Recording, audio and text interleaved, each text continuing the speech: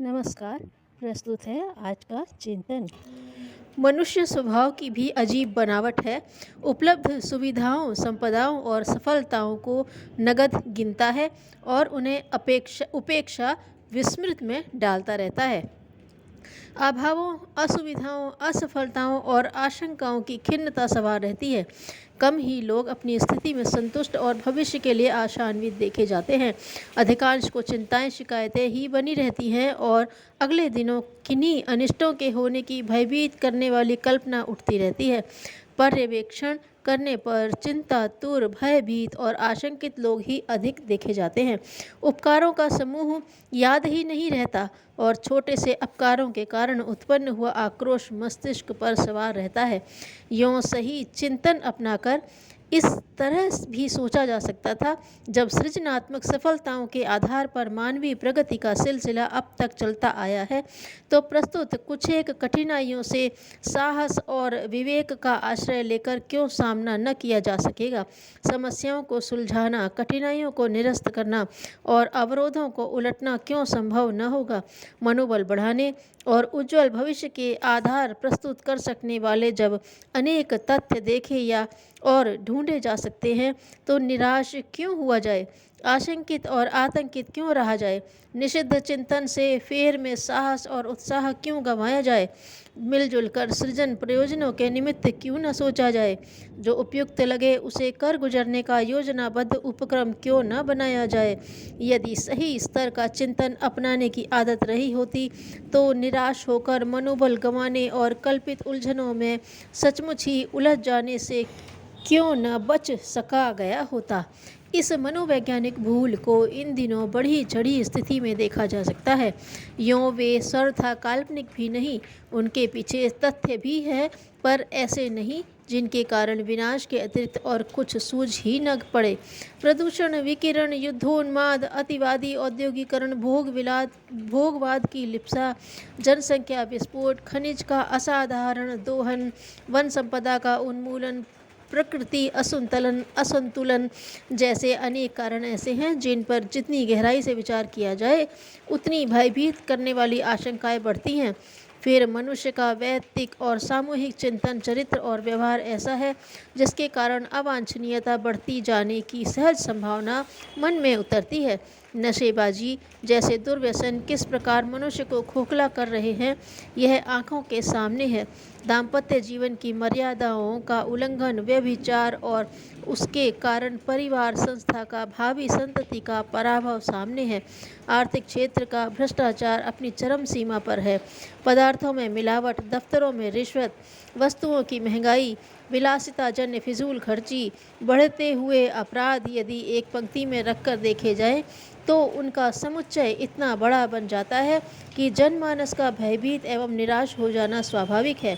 यों सोचने का दूसरा पक्ष भी है कि मनुष्य ने पिछले ही दिनों जब इतनी बड़ी राजनीतिक क्रांतियाँ, सामाजिक क्रांतियाँ, आर्थिक क्रांतियाँ, विचार क्रांतियाँ संपन्न की हैं, तो उसी पराक्रम को जिस दिन प्रस्तुत विपन्नता को हटाने में जुटा दिया जाएगा, तो अभीष्ट परिवर्तन क्यों संपन्न न होगा।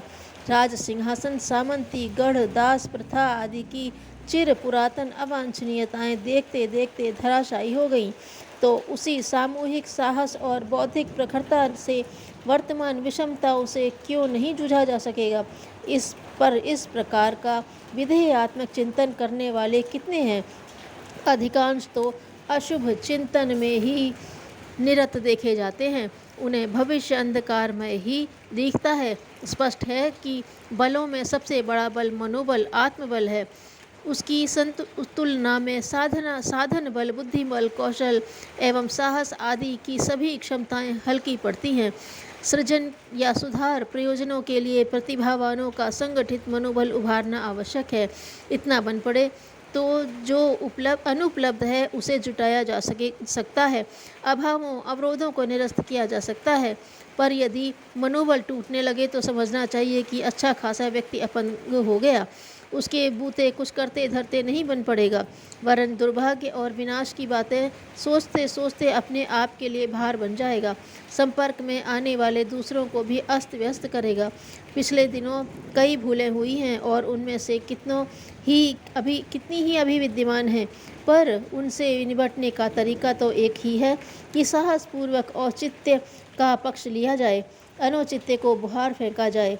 इसके लिए सर्वप्रथम आवश्यकता इस बात की है कि जनसाधारण का मनोबल बढ़ाया जाए, उसे सही रीति से सोचने का अभ्यास कराया जाए, उज्ज्वल भविष्य की संभावनाओं से आश्वस्त कराया जाए। यह परिवर्तन बन पड़ने पर समझना चाहिए कि अन्य परिवर्तनों का सिलसिला स्वयं चल पड़ेगा और द्रुत गति से नव सृजन की दिशा में आगे बढ़ेगा। अभीष्ट परिवर्तन का सुयोग बनेगा। इतिहास के कुछ पृष्ठ खोजने पर ऐसे तथ्य सामने आते हैं जिनमें लोकमानस में प्रगति का पक्षधर उल्लास भर देने पर ऐसे कार्य बन पड़े जिन्हें चमत्कार स्तर का कहा जा सकता है। बुद्ध, गांधी, दयानंद, विवेकानंद आदि ने लोक चिंतन को झकझोर कर उल्टे प्रवाह को उलट कर सीधा किया था। Napoleon, Martin Luther, Joan of Arc, Karl Marx, Lenin आदि ने किस प्रकार लोक चेतना को अपने पक्ष में मोड़कर कितनी बड़ी सफलताएं पाई थी, इसे कौन नहीं जानता।